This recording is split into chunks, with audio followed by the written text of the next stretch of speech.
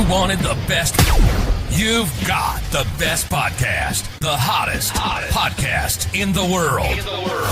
The Chris Voss Show, the preeminent podcast with guests so smart you may experience serious brain bleed. The CEOs, authors, thought leaders, visionaries, and motivators. Get ready. Strap yourself in. Keep your hands, arms, and legs inside the vehicle at all times, because you're about to go on a monster education roller coaster with your brain. Now, here's your host, Chris Voss.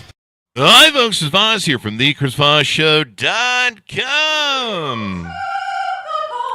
There you go, ladies and gentlemen. I cannot do the operatic voice. Ever since hitting puberty, my voice went so deep I can't do those. I can't hit the high notes, so we had to hire an operatic woman to come in and do that. So welcome to the big show, as always, my friends. The Chris Voss Show family, 16 years, 2,300 episodes. Like we had nothing better to do. We're going to give you twice that amount. We're putting out, I think, 3 shows a day for the next 2 weeks on weekdays. I take the weekends off, folks. Give me a break. Anyway, guys, be sure to further show your family, friends, and relatives. Go to goodreads.com/Chris Voss, LinkedIn.com/Chris Voss. And as always, we have the most amazing guests on the shows, the most thoughtful, provocative conversations, and we don't platform stupid ignorance or conspiracy. Sorry. There are other shows you can do that with. We just give you smart people so that you can be smarter as well and lead a better life. Maybe be a better human to each other. We need more of that these days. Anyway, we have an amazing young man on the show today. We're going to be talking about his newest book that came out September 24th, 2024, called Measuring Inclusion, Higher Profits and Happier People Without Guesswork or Backlash. And before you kind of turn away or go, we've heard about this, Chris, this DEI stuff. We're going to be talking with a gentleman who's got a new approach to DEI, and he's been doing this for, I think, decades. So we're going to get some of his insights and everything else. Paolo Gaudiano joins us on the show. We're going to be talking to us about his book and everything else. Paolo, did I get your name right? You got it perfect. There you go.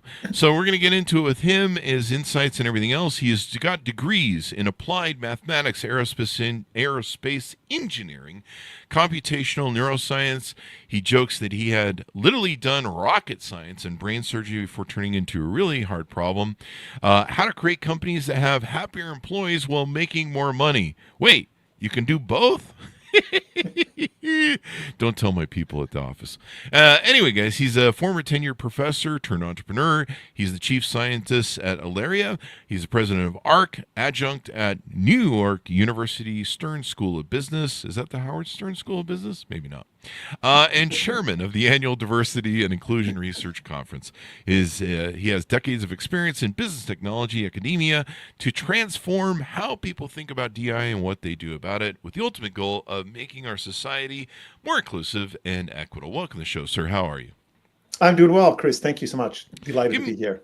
Thank you. We're delighted to have you as well, and I'm interested in your thoughts because DI has kind of gone through quite the wandering over the past 5 or 6 years. Give us .coms. Where do you want people to find you on the interwebs? So it's Ilaria.tech, and that's ALERIA.tech. That's the best place for my company. And then if you go to LinkedIn, there's only one Paolo Gaudiano, but it's spelled, it's LinkedIn/PGAUDIANO, P Gaudiano. But very happy to be easy to find. You know, a name like mine, Paolo Gaudiano, there's just not that many of us anywhere in the world, including Italy, where I was born and raised. Oh. And otherwise, you can also find me on TED. I've given a TED Talk, and if you go to the TED website and look up DEI, mine is one of the first ones that comes up. You're from Italy. How's the espresso over there? It's pretty amazing, isn't it? You know, I have my own espresso machine here, and if I don't have that every morning, I get depressed. So yeah, it's very important. Well, you got to have that caffeine. I just barely got into the cult of espresso. I joined the cult. I had to sacrifice, I think, Mountain Dew cans or something. But I just recently got into it, and I'm about $100,000 in, and I'm broke. Well, the nice thing about espresso is that it's very small. You don't need to spend a lot of money on it, but yeah. That's true. Do you do the Moki pot, or do you have the big machine, the expensive machine? No, kind of in between. These days I do one of those with the capsules because it's just like I don't have the time. Isn't that heresy in Italian culture, the capsules? You know, it's not. And I buy them in Italy and I bring them back. Like every time I go to Italy, I go with an empty suitcase and I come back with like a whole grocery store full of coffee and prosciutto and things like that. Well, I guess if it's from Italy, then it's good. If it's just Yeah. like some K-Cups from some company in Nebraska, I don't know why I'm No, making no, a no. This is like Nebraska. legit. It's like the Nespresso, the little ones. There you That's go. good stuff. Yeah, well, I'm loving it. I'm loving the coffee, but my bank account is. The checks still bounce through there somehow. I don't know. Anyway, moving on from Italy, let's talk about your new book. Give us a 30,000 overview. What's inside your new book on measuring inclusion? Well, as the title suggests, measuring inclusion. So what is that all about? Well, most people that talk about diversity, equity, inclusion really fixate on the D, on the diversity. How many Black people, how many Asians, how many men, how many women. I realized that was actually a big mistake, and that even though diversity is important in some ways, it's really more of like the thermostat. If you have too many of one group of people, you have another group, it tells you there's something wrong, but it doesn't tell you what's actually happening. And we Mm-hmm. have a way of measuring inclusion, by which I mean, what are the experiences that happen day to day to people in the workplace that actually cause them to be more or less satisfied? And I'll explain how that ultimately links to the financial success of a company. But basically, in the book, I talk about work that I've been doing. So I've been working in the space for 10 years, but it's based on research that I've been doing for more than 20 years about how an individual fits within an organization. So how does the behavior of the organization change the individual's behavior, and how does that actually impact the organization? So it's like this kind of ecosystem, if you will. And so the book talks about this entirely new way of thinking about DEI, where instead of focusing on, how do we treat this group of people or that group of people, you focus on, let's make sure the environment is good for everybody, which means that if some people are being treated worse than others, they will be the ones who benefit the most. But instead of having to point your fingers and say, hey, let's make your life better, it's like, let's make sure that the whole company is working more efficiently, we're making more money. And the book is a lot about the methodology, but really it's a lot about understanding what's going on, how do you actually measure inclusion, what does that mean? And then I also specifically in the subtitle, I was very adamant about including the word backlash. So the subtitle is higher profits and happier people without guesswork and without backlash. And I did that because I could see already 2 years ago when I started writing the book that the backlash was coming. I had actually predicted it in 2018. I wrote an article in Forbes saying, if we keep going down this path, there will be complaints of reverse discrimination, and it might spread to other parts of society like affirmative action. And I wrote that in 2018. And, how did I guess that? I'm not a magician.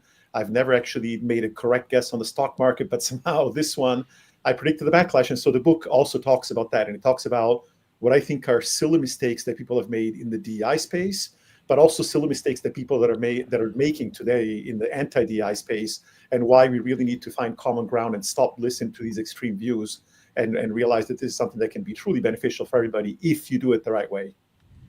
Yeah, and I think DI is forced at a crossroads. I mean, last year, SCOTUS ruled kind of against DI to a certain degree.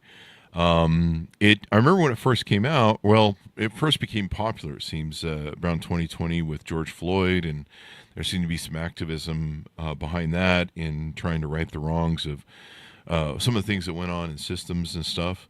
You've been doing it for a long time, and yeah, I mean, it kind of seems to have reached a point where, I watched Mark Andreessen talk about it and some of the things that went on where some of the organizations became just ruled by the DEI department, where it really upended and there became a lot of control and overbearing control. And so it kind of ended up with its own pushback. Is that a good perception of, and I think what the SCOTUS ruling was about was it showed privilege to certain people while taking privilege away for other people, or the perception thereof.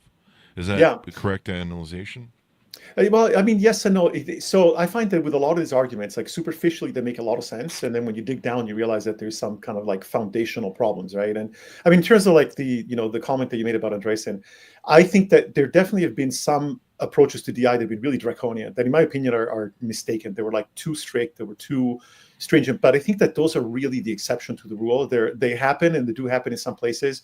But I think that it's because people have basically been trying for decades to create better situations for all employees.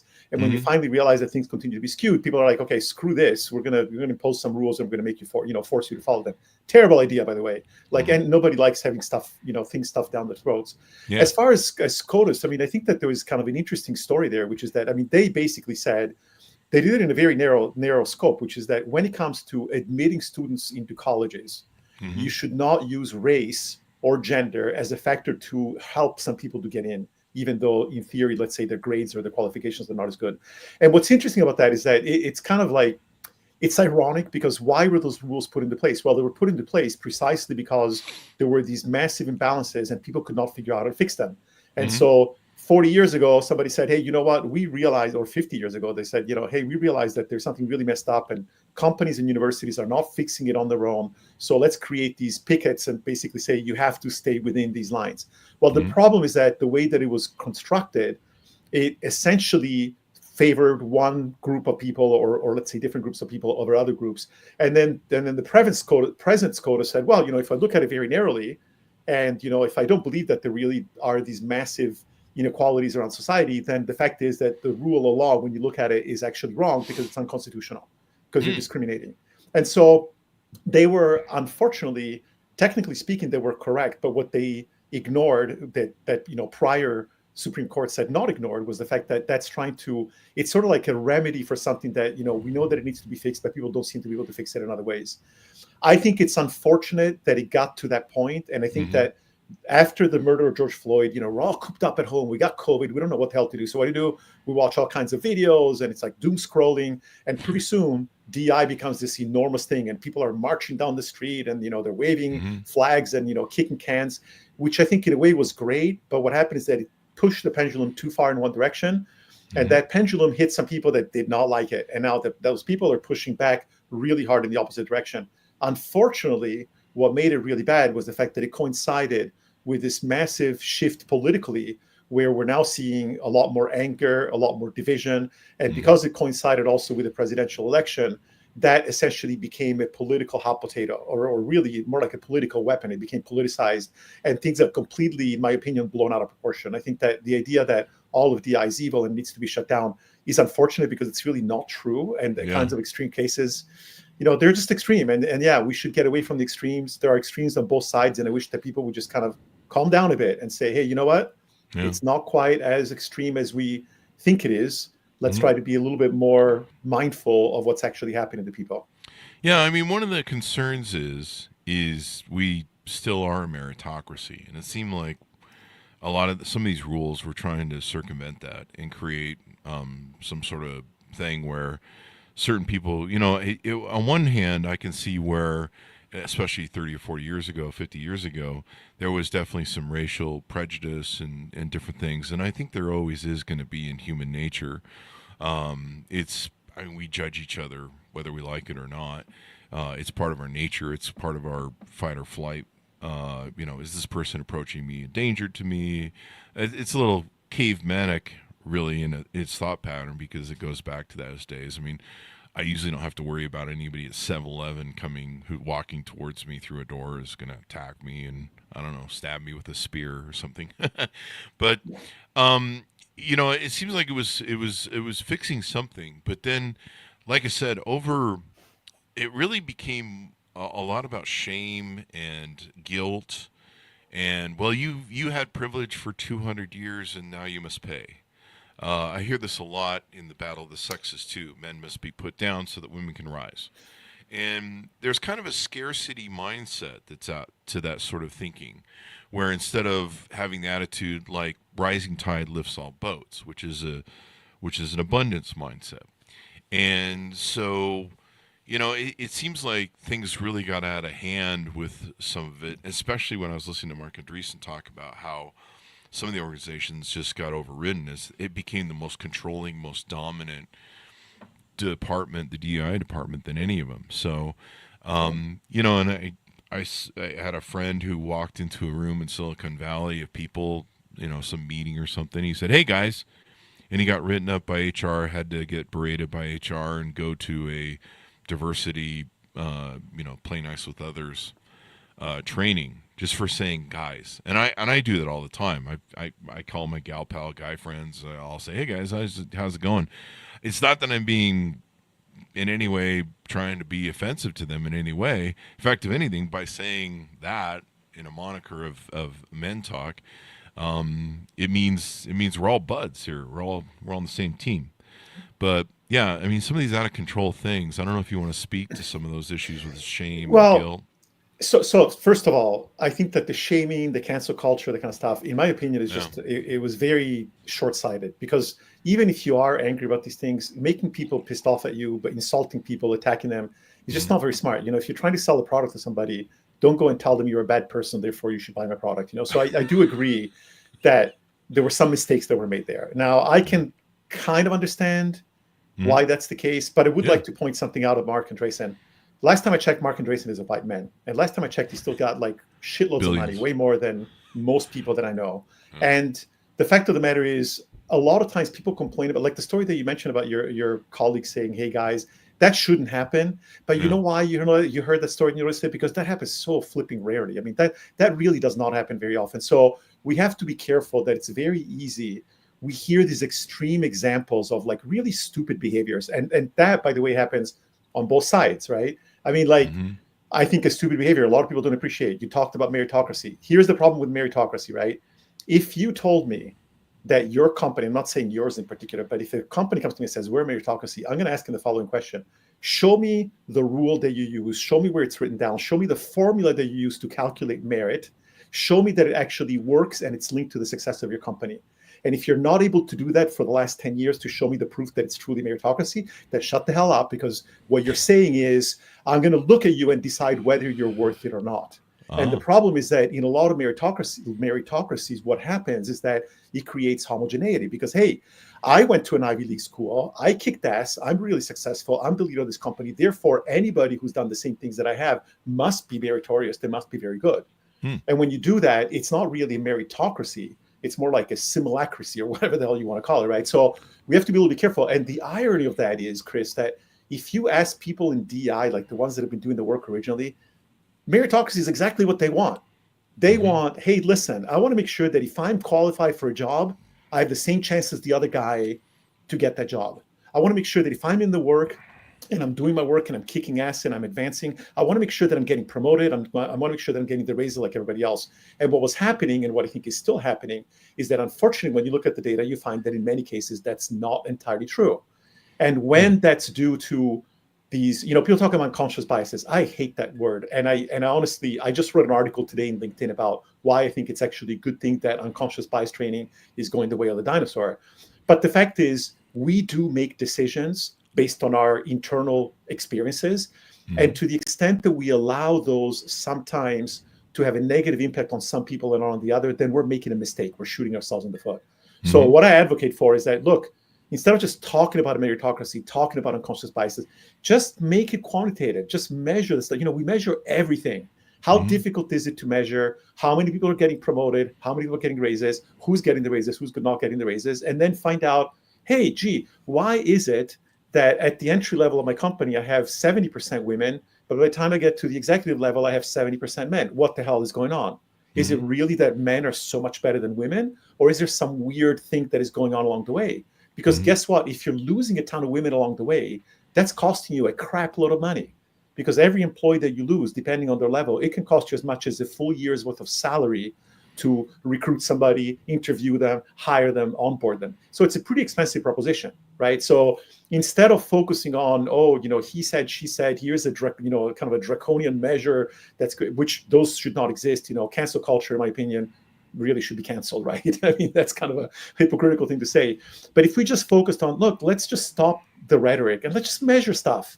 Let's measure stuff like we measure everything else. Everything a company does, they measure it. So let's measure what is actually happening and let's be unbiased and let's truly create a meritocracy. And if we see that something is askew, let's fix it. And if something is not askew, at least we have the data to say, yeah, you know what? You may think that there is a problem, but there isn't. And the problem is that right now we're all talking and talking and talking and getting all excited about it and not actually checking whether the things that we say are backed up by real data or not. Oh, wow. Yeah, that's really important. What do you think about the attacks? I mean, it seems like we're in January of 2025, those watching this 10 years from now on YouTube. What do you think about right now, the Trump administration is going hard after DEI. They're stripping it out of all the federal government. They're eliminating the people. They're kind of taking the SCOTUS ruling and they're pushing it to the next level. What are your thoughts on that? And what is your advice to companies? We're kind of seeing like a couple of companies like Target and a bunch of other companies actually that are dumping DEI or pushing back DEI mainly to I don't know, keep out of the fire line of the administration. Right. What are some of your thoughts on that? Well, I mean, my thoughts is that I think that, we complain about DI departments being too draconian and controlling things. I would say what the administration is doing right now is pretty damn extreme. I mean, they're taking, and it's interesting because if you hear the language, like, we're going to shut down all illegal DI activities, which depending on where you put the comma or, how you read that, it could be that all DI activities are now illegal, or which is not the case, or that there are some activities that could be seen as illegal because of the SCOTUS rulings, right? So I think that unfortunately right now what's happening is that the backlash basically, and I wrote about this, by the way, in 2018, right? So I wrote this article, and the reason for that was because it's pretty obvious to me. If you go to somebody and you say, we're not going to hire any more white men until we've hired more women, then the white men are going to get pretty annoyed about it. Same thing with promotions. So you do that systematically. And what ends up happening is that some people are going to be really pissed off. So the moment that somebody comes along and starts to say, DI is all bad, DI is wrong, DI is unfair, everybody's going to jump on that bandwagon. And that's exactly what we're seeing, right? 10 years ago, if you asked people how they cared about diversity and inclusion, it would have been like a bell curve. A lot of people in the middle, a bunch of people on, so a few people hated it, a few people loved it. Today's like, it's like you either love it or hate it. There's no in between. The government is basically taking a stance that, in my opinion, is a bit short-sighted. But basically, they're like, we don't feel like dealing with this. Screw it all, blow it all up. Now, what about companies? Well, I've seen multiple different reactions. Some companies have actually run for the hills, and they've actually been almost happy to run for the hills. Like, these are the ones that are like, oh, you know what? I was so tired of hearing about this BS. I'm just glad that it's over. And we get that. And we get that for some people. Some companies are more like, oh, well, we still appreciate how important it is for our people to be satisfied. After all, people are always the largest budget item of every company, every single company on the planet. So companies are like, okay, we can't use the word diversity anymore, and maybe we should stop doing some of these more kind of antagonistic or these kinds of programs that create antagonism. And but let's still make sure that we're doing the right thing by our people. And then there are those like the Costco's of the world and other organizations that have actually seen the material benefit of actually embracing DI, at least many forms of DI, that are saying, hey, you know what? This has been working for us. And if you don't like DI at the government, great, but leave us the hell alone, because we're making money from this. We have happy employees that are making our customers happy. The customers come back, they love it. And you can't just come in and tell us to throw all of that out the window just because you don't like it, right? Mm-hmm. So I think my hope is that it's like the phoenix rising from the ashes, right? I think that this has been basically kind of a scorched earth moment, that it's like trying to destroy all of DI. A lot of people are losing jobs. A lot of people are being really, really personally and professionally damaged by this. But I think what will come is that the stronger solutions, the ones that are actually showing how to connect the dotted line, how do you go from happier people to higher profits? And those that can do that, I think, are poised to have a huge impact, because I do think that talent is the last frontier. Think about how we've increased in terms of, digital, internet, and all these things. Now, if we could only figure out how to maximize the value of our people in a way that actually makes them feel satisfied, so that it increases the loyalty, it increases the satisfaction, the productivity, the retention rates, we could make a lot more money and be a lot more efficient about it. So to me, if you truly want merit, if you truly want efficiency, like the department that Elon Musk is apparently not running, then I think that thinking about how to make your workforce more efficient, I hate to tell you this, but this is one thing that I really don't like. Firing a bunch of people and calling that efficiency, I'm sorry, but it's like even a first grader will understand that. It's like, oh, you know what? I got a great idea. Let's just fire the whole damn company. Then my cost will be zero. Wow. Then, as long as I have inventory in stock and I can get out the door, I'm going to be super profitable. But 3 months later, the company will be dead. So just blindly firing a bunch of people, really not a good idea, really not efficient, really has nothing to do with merit. So I kind of feel like there's a lot of hypocrisy in that. And I think that some of that will come back to bite them in the rear end, because, look, you can't do that. Our government, it turns out that the size of the government in terms of number of employees has stayed very constant for like 20 years or more. It really has not increased. The budgets have gone up, but the number of people have not. And a lot of people in government that I know are like overworked and overstressed. Now you cut those people in half, and I don't know how the hell they're going to be able to do things. I'm worried, I'm 62. I'm worried what's going to happen by the time I'm ready to cash in on my Social Security. Is there still going to be money for Social Security? More importantly, is there still going to be somebody that actually can mail me that check that I need at the end of the month, right? So I'm not I'm a even little planning on it. I gave up on that 20 years ago. I was like, I was a professor, so I have to plan on it. Unless my book sells really well, I mean, Social yeah. Security is I just definitely plan going on to be a speaking and must. touring and creating businesses. Warren Buffett has a thing. He's like, I'll rest.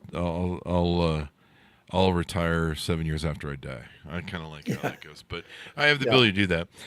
But yeah, a lot of the people that they're laying off, and I'm not getting into politics here, just from a aspect of running a business and being a leader, and what you've talked about is, the advent of people that are talented, skilled, and have experience. They laid off a lot of the people that were probationary. Now, from the front, you might look at it and go, oh, well, probationary people are new people who don't have a lot of government experience. They're just starting in the first year or two of the job. A lot of companies have probationary sort of rules, et cetera, so they can test people out to see if they're a fit. But a lot of the people they're burning sometimes have like 20 years with a different department, and within the last year or two, they've switched to another department, and because of that, the switch has put them in a probationary status. But here you're losing, by firing those people, 20 years, 20 years of experience yeah, at efficiency. And, well, certainly any large organization, IBM, Apple, I mean, you name the largest organization, you have 40,000, 50,000, 100,000 plus people, millions of people in your organization. There's going to be inefficiencies. That's yeah, the yeah, feature of human nature, if not a bug, but it is yeah. what it is. And another thing to keep in mind is that people are not like a machine. A machine is like either it works or it doesn't work. And if it Yeah. doesn't work, you find a part, you fix it, and it works again.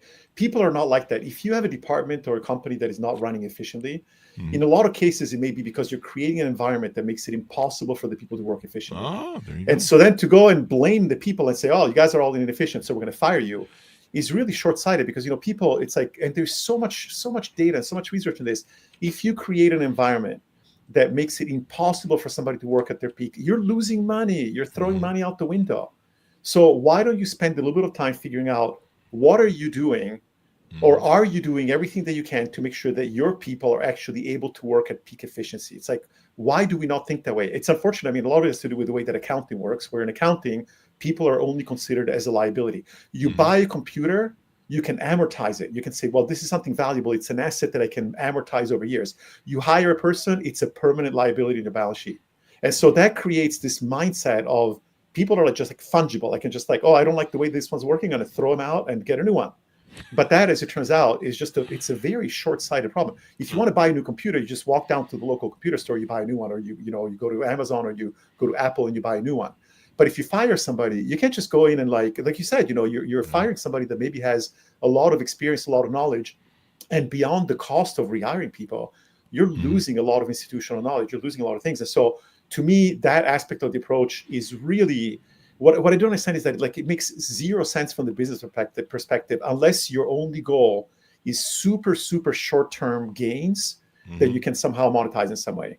Yeah. Otherwise, it makes no sense. Now I understand that the government is a morass. It's tens and hundreds of thousands of people, and trying to optimize it little by little seems difficult. And I agree, it can be difficult. But I personally find it shocking what is happening right now. And to do that in the name of like DEI, they're firing people that really have nothing to do with DEI, and they're firing people that, yeah, as you said, probationary. And by the way, you fire all the people that just came in, you're also creating another problem, which is that you're keeping all the deadwood, right? You're keeping the people that have been in their job for 30 years that are kind of tired and they're just waiting for their pension to come in. Yeah. Is that really efficient?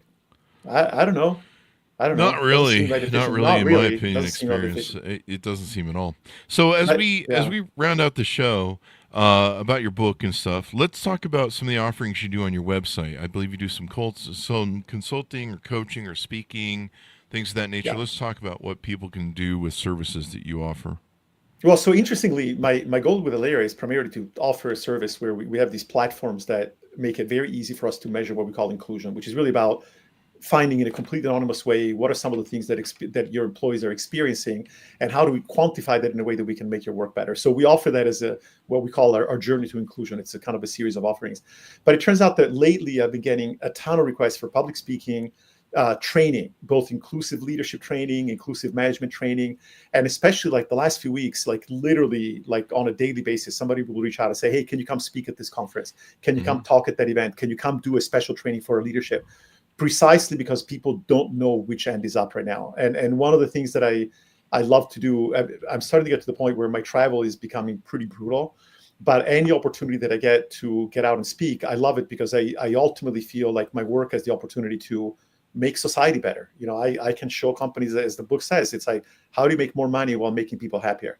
And if I can give the carrot, because ultimately, you know what, the CEOs, one thing that a lot of people in DI don't get, going to a CEO and say, wouldn't it be nice if your workplace was fair and everybody was happy? It's like, wrong. That's not what a CEO wants. A CEO wants to make money. Yeah. So how do you go from one to the other? How do you go from happy employees to making money? And because I talk about that, that's one of my favorite things to do. And that's what we're seeing a lot right now, is a lot of requests for that kind of training and that kind of speaking. So as we go out, give people the final pitch, where the .coms are, they can go check it out, ordering the book, of course, and how they can reach out to you to hire you for your services. So the book, again, Measuring Inclusion, if you look up Measuring Inclusion on Amazon or any of the online sellers, you can find it very easily. My website, my company's name is Aleria, Aleria, and the dot, it's not .com, but .tech, .tech. That's the easiest way to get a hold of me. If you go to the website or if you look up my name on LinkedIn, you can find me very easily. Anybody's more than welcome to connect to me. The easiest way, again, is the Aleria.tech website. And otherwise, if you want to hit me up on LinkedIn, that's very easy to find me as well. There you go. Well, thank you very much, sir, for coming on the show. We really appreciate it. Great discussion. I think, if we can find a way to balance DEI where it's not, people aren't getting written up for saying the word guy. Hey, guys, how's it going, eh? And, it's more inclusive to everybody as opposed to showing privilege to a few. I think it can make all the difference in the world. And, of course, there's always a better way to do everything, really, when it comes down to it. And DEI has definitely some good aspects to it of what it was trying to achieve or hopes to achieve. And we'll see how things go in the future. It's kind of interesting how we ebb and tide through our politics of yinning and yanging back and forth. But overall, I mean, as a human, as humans, we need to decide what's best for everybody and see if we can all get along. Absolutely. Completely agree. And Chris, thank you for the great questions. Really appreciated the conversation. Thank you. And it's a real important discussion to have because we don't need to throw the baby out with the bathwater. We just need to find a good, happy balance for everybody. So thanks for coming on the show. Thanks for tuning in. Order out the book where fine books are sold, Measuring Inclusion, Higher Profits and Happier People Without Guesswork or Backlash, out September 24th, 2024. Thanks so much for tuning in. Go to goodreads.com/Chris Voss, LinkedIn.com/Chris Voss, all those crazy places on the internet. Be good to each other. Stay safe. We'll see you next